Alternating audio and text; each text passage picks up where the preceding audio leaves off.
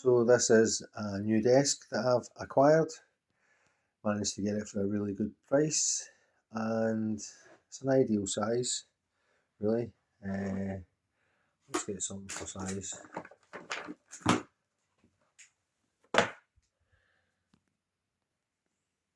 So yeah, it's a pretty decent size, ideal for modelling and doing some projects on while I'm in the temporary training room.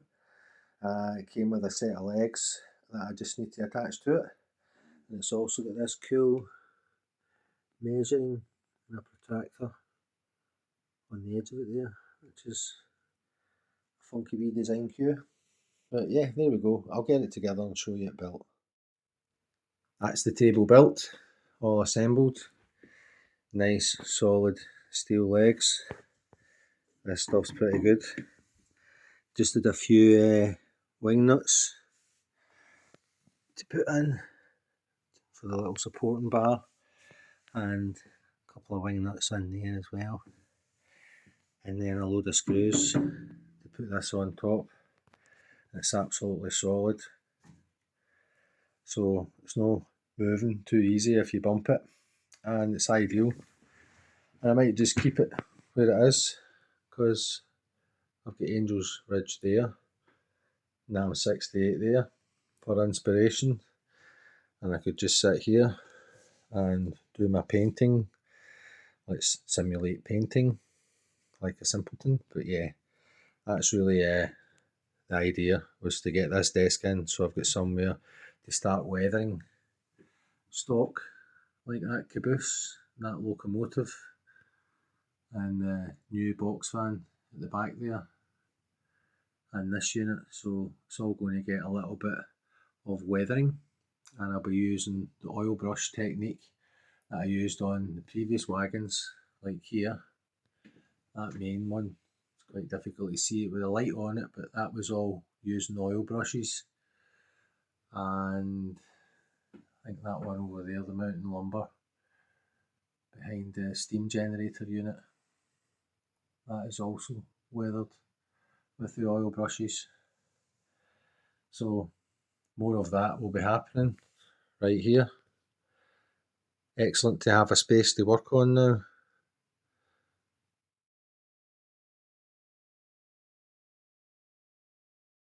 Hi, Brian here, welcome back to the channel. Yes, what we have here is something I've been waiting for. I've been looking to get something like this for a while. It's all related to the ON30, and it's an exciting project I have ahead, so bear with me. I'll move the camera and I'll show you what I've got. Right, so here we have two items that I've been waiting on for a little bit of time, so let's get them opened up. I'll speed this bit up.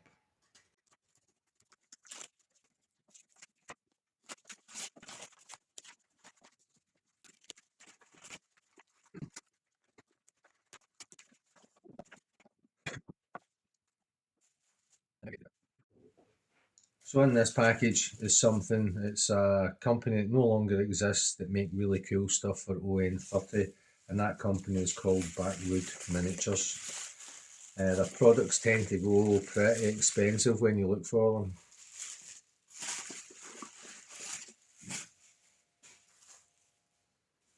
them.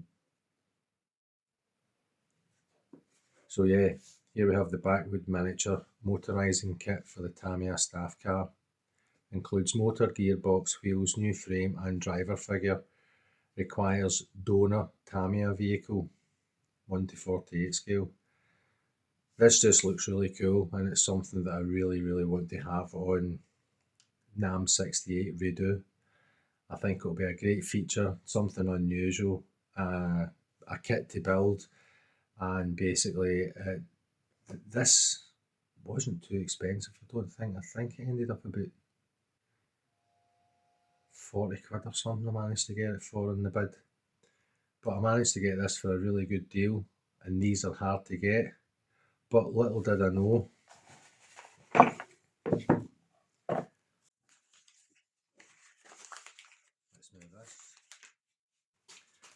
that the donor vehicle for it is a lot harder to get.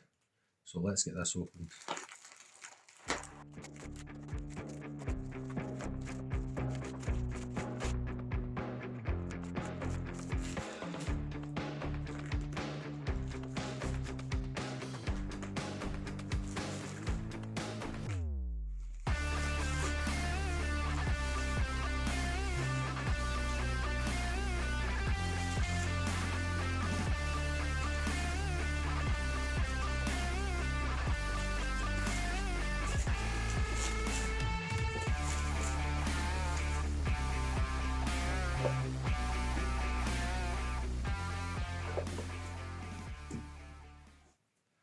So there we go, US Army staff car. Now this was way more expensive than that. This being more expensive because I actually couldn't find any in the UK, let alone most of Europe. The only place I did find this was in Greece. So I had to pay quite expensive shipping on this. The kit itself was about €25, but it ended up it was about the same for postage, so €50. So it ended up this is more expensive than that, and these are apparently like hen's teeth, very hard to get. So I did get a good deal on that.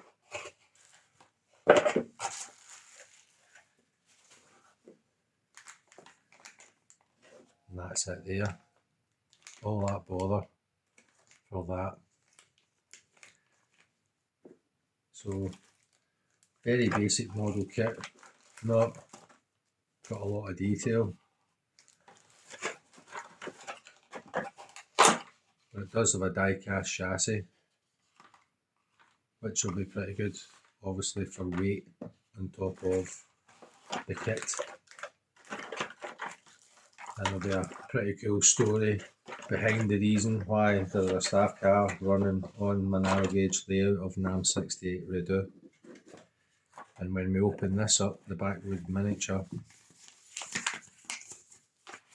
there's the instruction sheet to convert it.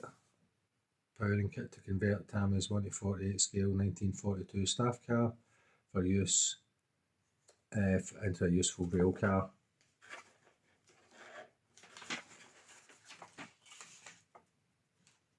Some ideas on how to paint it and weather it and age it. Get the body all ready.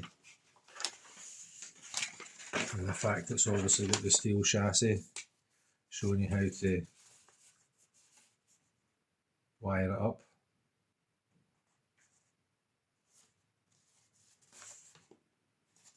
It's got a little cow catcher on the front as well. And here are said parts that came in this kit. Seems like a chassis in there as well. And the pilot wheels too. So the drive wheels and the pilot wheels. And some other odds and sods. A little Mashima motor in there. So yeah, this will be a great project. I'm looking forward to realising this, and I'll share the build of the staff car motorised by Backwoods Miniatures motorising kit. So yeah, very much looking forward to it. Exciting times ahead. A great project. This is what model railroading is all about, using your imagination. Because of the fact that NAM 68 is kind of fictional anyway, you've got quite a license to actually add things and put other things in, and that's one of the reasons why this will exist on that layout. It's nothing to do with prototype, it's all to do with fun, enjoyment and building up your skill set. So yep, thanks for tuning in, and I'll catch you in the next one. Now that I've got my layouts up and running, it's nice to be running trains when I'm basically sat at my desk doing some modelling, and basically once you finish doing some weathering you can stick it on the track and see how it looks. So here we have the workstation with the oil brushes and some new oil brushes that I've acquired as well. But let's go back to the beginning. Here is one side of that Canadian National Railway caboose, and that's it basically weathered up. Same with the Canadian National baggage.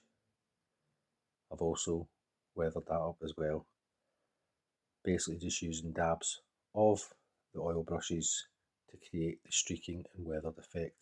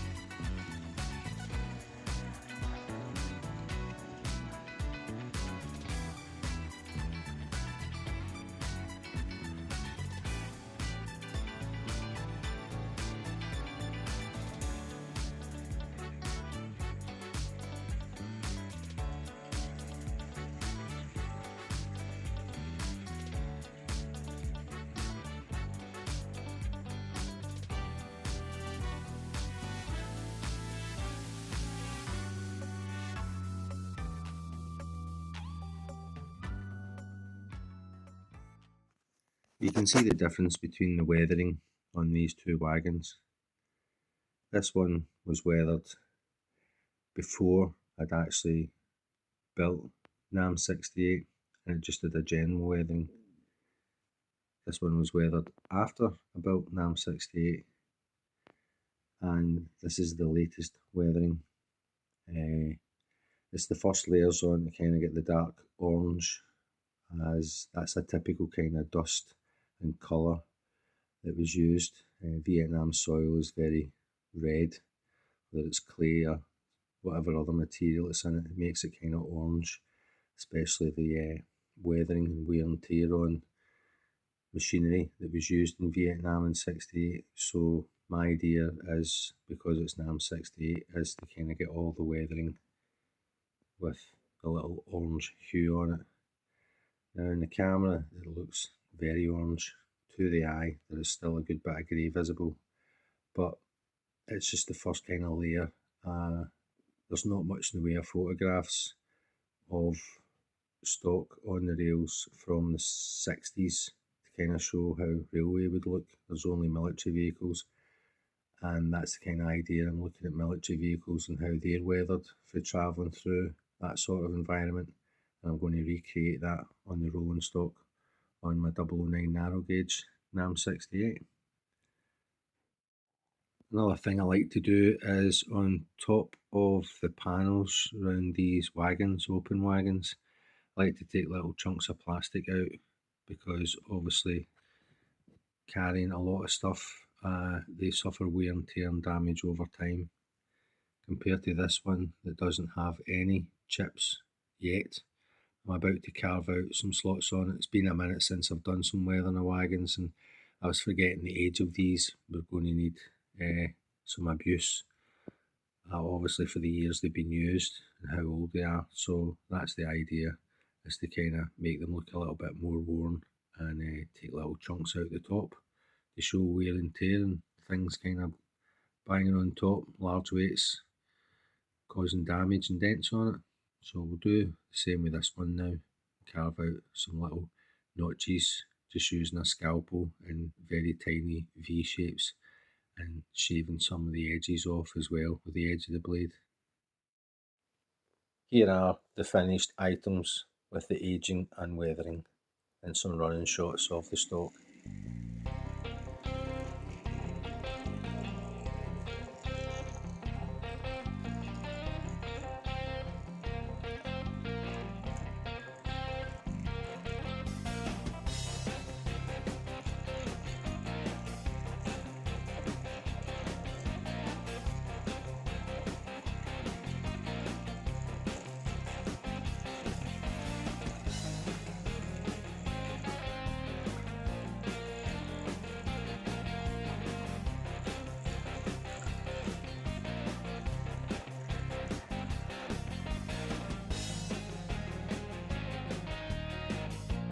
So the colours I use for the Vietnam effect of the soil is a rust and a summer soil.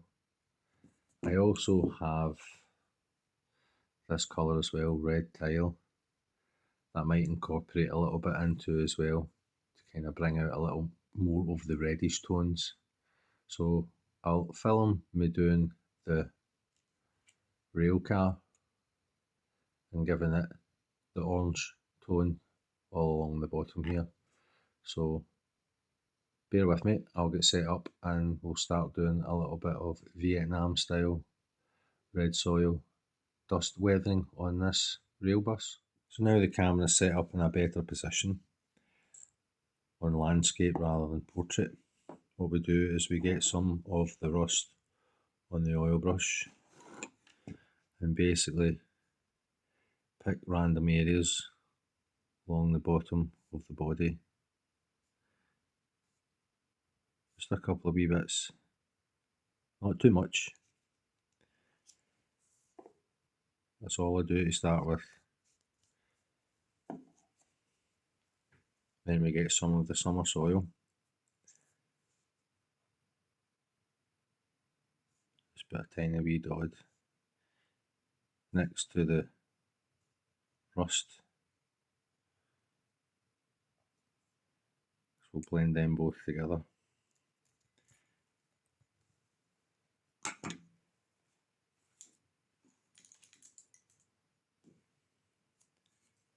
Then I take this type of brush, which is a little bit frayed at the ends, and then we gently bring this a bit closer to the camera. Hold on a second, and we're back.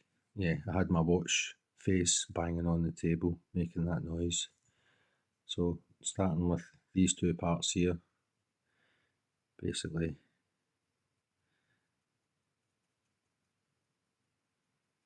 start blending them together.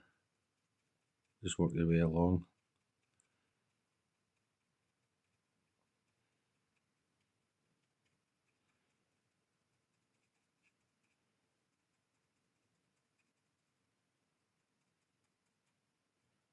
If I need to add any more darkness to it, I can do.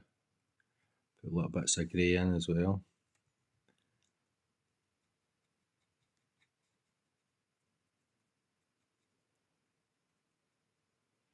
It looks a bit heavy to start with,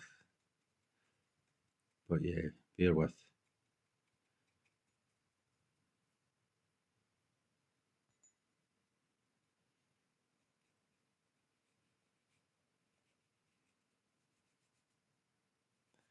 And then just lift some of it off the body and just a wee drag along there. Just add a wee hint of the orange. But it's not about rushing to get there. Then I get this type of brush, and basically this one's been used for some pastels.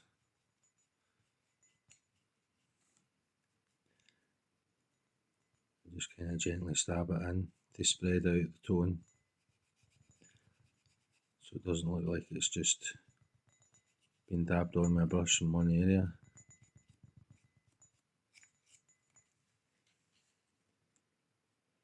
There you can see a little orangey tone starting to blend in on the bottom of the rail bus, which will then match the other stock and trains that are running. So I'll go on, I'll do the other side, the rear and the front. I'll get a little orange tone on and then take it from there. But next up is dulling down these silver chassis. So I think the first thing I'm going to do is go in with some Starship sludge to get them darkened right down, let that dry in a bit, then go over with a little bit of light grey and then do some more of the orange dirt weathering on it as well. So let's get the Starship sludge out and darken down these silver bogies on this N scale chassis. So here is the Starship Bay sludge. I was calling it Starship sludge, but yeah, Starship Bay sludge, which hopefully you can see is a nice dark brown, a dirty kind of brown. So again, basically just putting little dabs on. Want a good coverage on this, so I don't mind splodging a bit more on.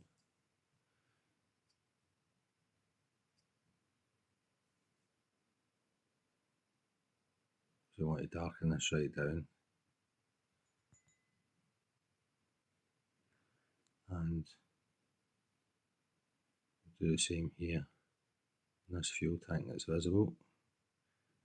Try and darken that down, and along the edges this is just slightly visible below the body.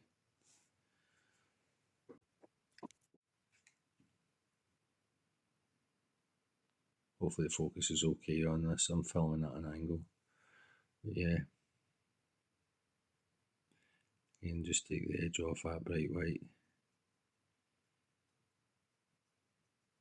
Could have painted it with an acrylic, to be honest, but it's just the underside of it no more that you see.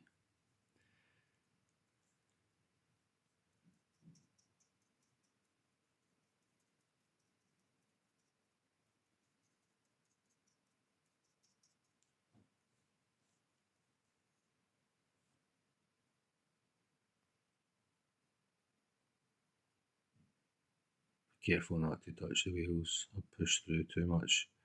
Touch the pickups. Just gentle brushing. Just to get that tone darkened, take that silver shine away.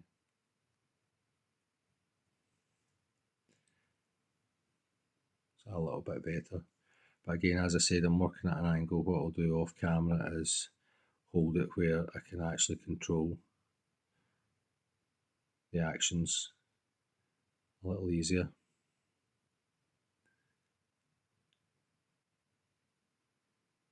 And get around the edges. But you can see the difference. We're just taking the silver away using the Starship Bay sludge. So here is the finished rail bus with the orange weathering. And when you compare it to the box fan behind and the loco, you can see how there's a tonality starting to come together, and the fact that the bogies, the trucks, are all nice and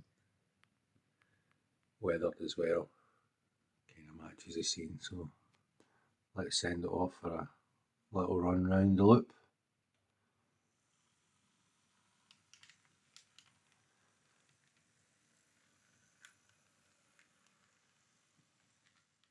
Thanks for tuning in to this multi-scaled update of ON30 009 and HO scale, showing you some of my weathering techniques as well, and obviously my new modelling desk, which I'm happy with. So stay tuned for more updates in the next upload. Thanks again.